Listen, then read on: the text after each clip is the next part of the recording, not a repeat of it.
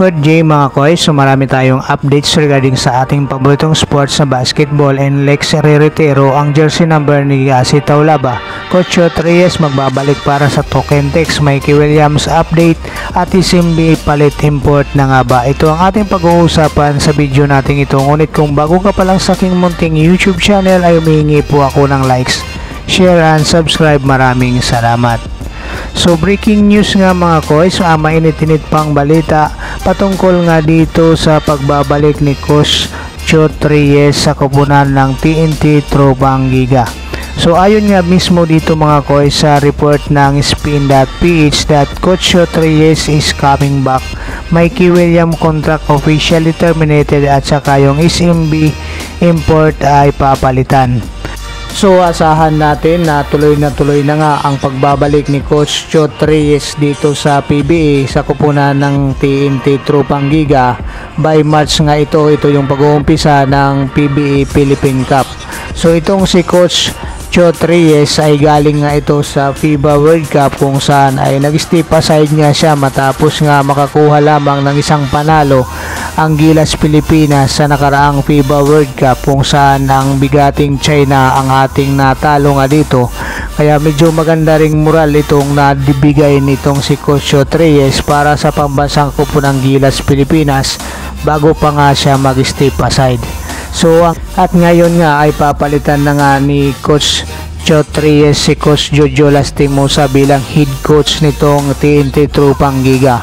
Samantalang itong si Coach Jojo Lastimosa ay magiging team manager na nga nitong TNT Tropang Giga.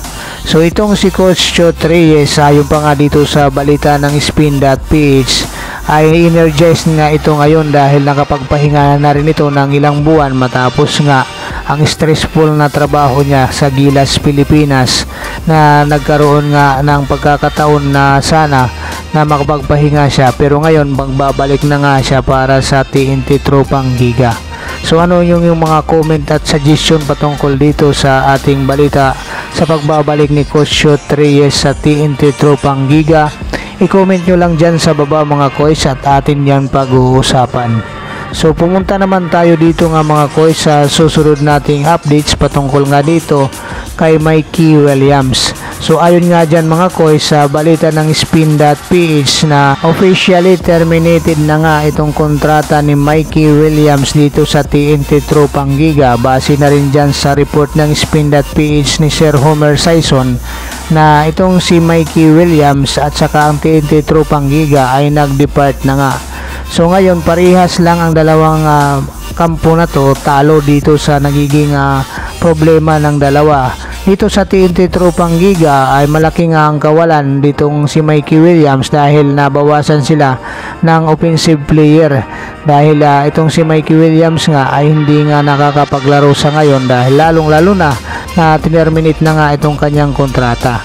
So sa kampo naman ni Mikey Williams ay syempre wala na nga siya ng kontrata dito sa TNT Tropang Giga, so naputol na yung kanyang monthly allowance at saka salaries dito sa TNT Tropang Giga. So ayon nga doon sa mga nakaraang balita na itong si Mikey Williams ay may kagustuhan na nga makabalik sa TNT Tropang Giga o dito sa PBA, kaya nga humihingi na nga ito ng trade papunta nga dito sa isa sa mga SMC teams. At ito nga mga koys ay alam naman natin na itong si Mikey Williams ay hawak pa rin ng TNT Tropang Giga ang rights nito, kaya dadaan pa rin siya dito sa TNT Tropang Giga bago nga ito mapunta sa ibang koponan kung yun ang kanyang kagustuhan na makabalik dito sa PBA. So dito naman tayo mga koys sa susunod na updates nga natin patungkol naman dito sa SMB. Ayon nga dito sa Spin.ph na magpapalit na nga ng import muli itong SMB. So kung matatandaan nga natin mga koys, ang SMB sa ngayon ay mayroong 3-2 win-loss record.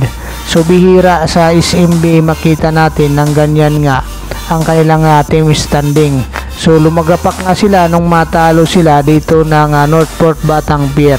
So itong si Ivan Aska, ang import ng San Miguel Bermen, ay medyo hindi nga siya ganun ka prolific na scorer na import. At ito nga mga coach, lalong lalo nang naging masama ang naging laro nito dahil ang kalaban nga nilang Northport Batang Pier ay walang import. So dapat dodominahin nga nitong si Ivan Aska itong laban ng Northport Batang Pier. Ngunit kabaliktaran nga dito ang nangyari dahil tinambakan nga itong San Miguel Bermen ng Northport Batang Pier. Kaya nga ngayon mga koys, may balita na nga na ang SMB ay magpapalit import muli.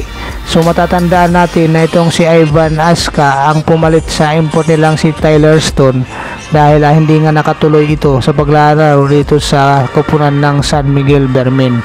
So lalong na-expose itong si Ivan Aska nang itong si John Mar Fajardo ay hindi na nga nakapaglaro dahil sa may iniindang injury ito. So hindi ni Ivan Aska na panghawakan o naipakita kung anong kaya niyang kakayahan niya dito, lalong-lalo na nawala dyan si John Mar Fajardo.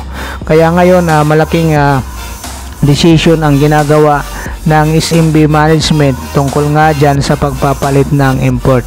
At mayroon din mga balita nga mga coach na mayroon din problema dito kay Coach George Gallen, ang SMB coach. Kaya nga baka itong si Coach George Gallen din mga coach ay mapalitan, pero sa ngayon ang priority nila ay itong kanilang import, lalong-lalo na may injury pa nga ang mga ilang player nila katulad nga nitong si John Mar Fajardo, Terence Romeo at maging itong si Simon Enciso. So antabayanan natin mga koys kung sino naman ang muli ang ipapalit nitong SMB dito sa pagpapatuloy ng PBA Commissioner's Cup dahil mas mahirap na nga ang mga susunod na kalaban nitong San Miguel Bermen dito nga sa PBA Commissioner's Cup. So hindi rin naman masama ang nilalaro ni Ivan Aska, ngunit hindi nga lang niya na ipakita, lalong-lalo na dito kalaban itong Northport Batang Pier na pinaulanan lang sila ni Arvin Tolentino. So para sa karagdagang updates nga natin, si Taulaba ireretiro ang kanyang jersey number ng Inlex Road Warriors. So ang Inlex Road Warriors na ang huling team na pinaglaruan nitong si Taulaba dito sa PBA.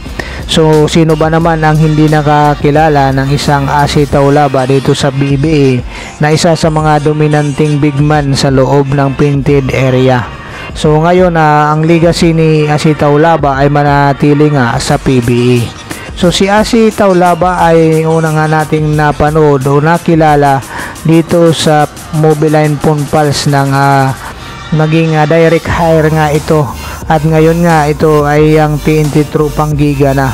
So itong si Asi Taulaba ay na-trade naman papuntang Coca-Cola Tigers taong 2001.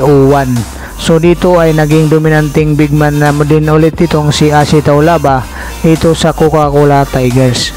At taong 2010 itong si Asi Taulaba ay naglaro naman dito sa Meralco Bolts.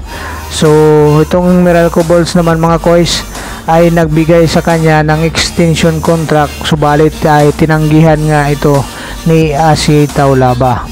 So ang sumunod na taon na pinaglaruan itong si Asi Taulaba ay itong Air 21 Express. So maganda rin ito mga koys ang naging performance nitong si Asi Taulaba dito sa Air 21 Express.